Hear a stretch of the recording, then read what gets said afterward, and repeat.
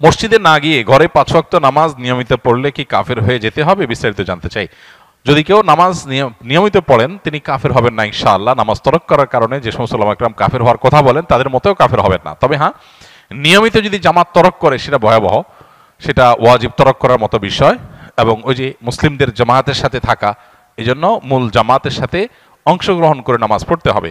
এমনকি মসজিদে ইমাম সাহেব বা মসজিদের লোকজন যদি কিছুটা বেদাতেও লিপ্ত থাকে, ইসলামের গণ্ডিতে খারিজ নাও হয়, বিকল্প পথ না থাকলেও জামাতের সাথেই মসজিদে হাজির হয়ে জামাতে নামাজ পড়া উচিত। হাজ্জাজ ইবনে ইউসুফ জালেম ছিল, তারপরও তার সাথে কিন্তু সাহাবা ইকরাম তার পিছনে নামাজ পড়েছে। বর্তমান প্রেক্ষাপটে সামান্য বেতনে চাকরি করি। আমার ছোটবেলা থেকে সামান্য বাক প্রতিবন্ধী হওয়া সত্ত্বেও আমার পড়াশোনা শেষ করেছি। আমার এই সামান্য প্রতিবন্ধকতা চাকরির ক্ষেত্রে ব্যাপক প্রভাব লক্ষ্য করা যায়, তাই ছোটবেলা থেকেই চিন্তাভাবনা নিজের যোগ্যতা কিছু একটা উদ্যোক্তা হব, বাট পরিবারের চাপে কখনো সাহস পাই নাই। পরিবারের কোনোভাবেই নিজে কিছু একটা করব মেনে নেয় না। তারা চায় আমি যেন সবসময় চাকরি করি, বলে সামান্য বা কম বেতনে হলেও অনুরোধনে চাকরি করো।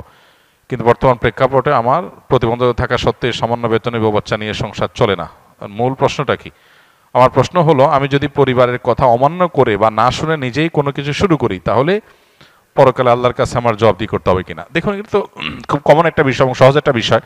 মানুষ যখন প্রাপ্তবয়স্ক হয়ে যায়, সুস্থ মস্তিষ্ক সম্পন্ন হয়ে যায়, তখন পরিবারের পরামর্শ মানতে সে বাধ্য না।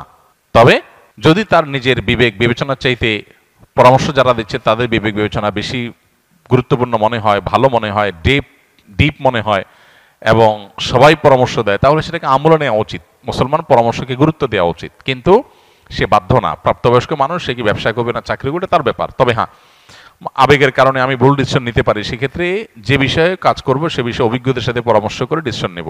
এক্ষেত্রে পরিবারের সাথে আপনার ভিন্নমত হলে আশা করা যায় আল্লাহর কাছে আপনার কোনো দায় থাকবে না। তবে মা বাবা বা বড় ভাই থাকলে এরকম কেউ পরামর্শ তাদের সাথে বেয়াদবি যেন না হয় সেদিকটা খেয়াল রাখতে হবে। অনেক সময় মনে হয় ইসলাম কেন সত্য ধর্ম, অন্য ধর্ম কেন মিথ্যা, এ ধরনের চিন্তা আসলে কি করব?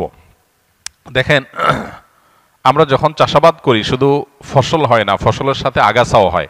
ধান খেতে ধান গাছ আর আগাছা দেখতে একই রকম লাগে না? এখন কেউ যদি বলে ভাই ধান গাছগুলোকে যত্ন করে রাখেন, আগাছাগুলো কেটে রাখেন, কেন? দেখতে তো একই রকম। এই জন্য পৃথিবীতে প্রচলিত যত ধর্ম আছে দেখতে মনে হয় সব ধর্ম একরকম। আসলে একটা হলো মূল গাছ, মূল গাছের মধ্যে বহু আগাছা সৃষ্টি হয়েছে। যেই ধর্মের সূত্র আসমানের সাথে, আল্লাহর সাথে, ওহির সাথে, নবী রাসূলদের সাথে, সেগুলোকে বলা হয় আসমানি ধর্ম। এগুলো যুগে যুগে সব একই সূত্রে গাথা।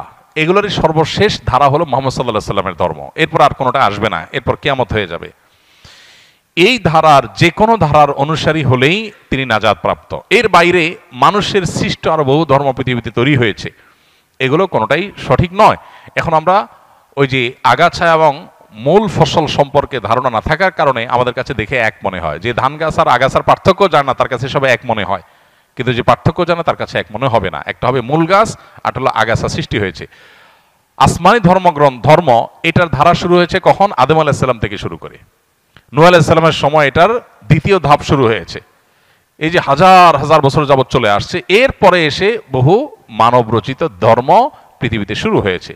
অতএব এগুলোর ভিতরে কোনটা আল্লাহর মনোনীত আর কোনটা আল্লাহর মনোনীত না, এটা বোঝাটা হলো গুরুত্বপূর্ণ। আল্লাহ কোরআনে বলেছেন দ্বীন ইনদাল্লাহিল ইসলাম, আল্লাহর কাছে একমাত্র মনোনীত দ্বীন হলো ইসলাম।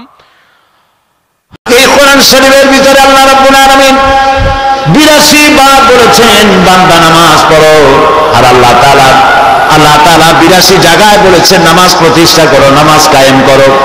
নবীজি কোরআনে হাদিসের মধ্যে বলেছেন লা দীনা লিমান লা সালাতা লাহু, যার কাছে নামাজ নাই তার কাছে দ্বীন নাই।